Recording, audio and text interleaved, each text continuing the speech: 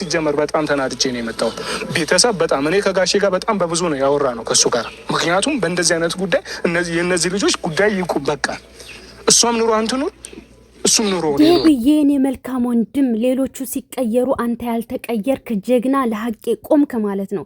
እና እንደዛ አይነት አማት ከየት ነው የሚገኘው? ምንድነው ይባል አማት ዋርሳ ነው የሚባለው በእኛ እና በቃ ደስ የሚል ልጅ ማለት ነው። እውነት ለመናገር ከጋሽዬ ጋራ ተነጋግረን የጨረስነው አንቺም የራስሽን ህይወት ኑሪ፣ እሱም የራሱን ህይወት ይኑር። ልጅህን በፈለክበት ሰዓት ማየት ትችላለህ፣ ህግ ፈቅዶልሃል፣ አትጨቃጨቁብኝ ብሎ ሁለታቸውንም ተቆጥቷል ማለት ነው።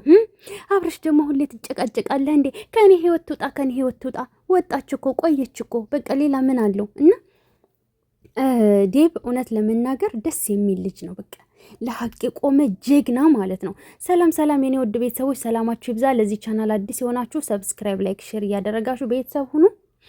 ሁሌም አዳዲስ ትኩስ ቪዲዮ ታገኙበታላችሁ በዚህ ቻናል ላይ። ሁሌም የምታበረታቱኝ ከጎን ያላችሁ ደግሞ ፈጣሪ የማያልቀውን ሲሳይ ይስጣችሁ፣ ሙሉ ጤና ይስጣችሁ፣ ቤተሰቦቻችሁን ጭምር ፈጣሪ ይጠብቅላችሁ፣ በሰላም ለሀገራችሁ ያብቃችሁ።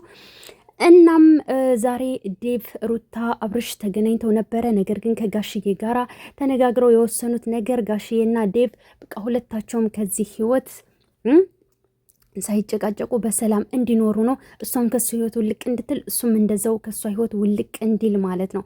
እናም ዴብዬ የኔ መልካም ወንድም ፈጣሪ ልብህን አይቀይርብህ የኔ ውድ ማለት ነው። እና በዚሁ ቀጥል በቃ ለሀቅ የቆምክ ጀግና ከዚህ ከዛ የማታጭበረብር ትሁት ይሁን። አንደበት ራሱ ጣፋጭ ነው፣ ገንቢ ነው።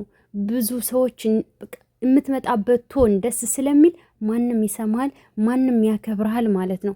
እና አብርሽም ንግግርህን ከሱ ልመድ፣ ከሱ ተማር። ገባህ?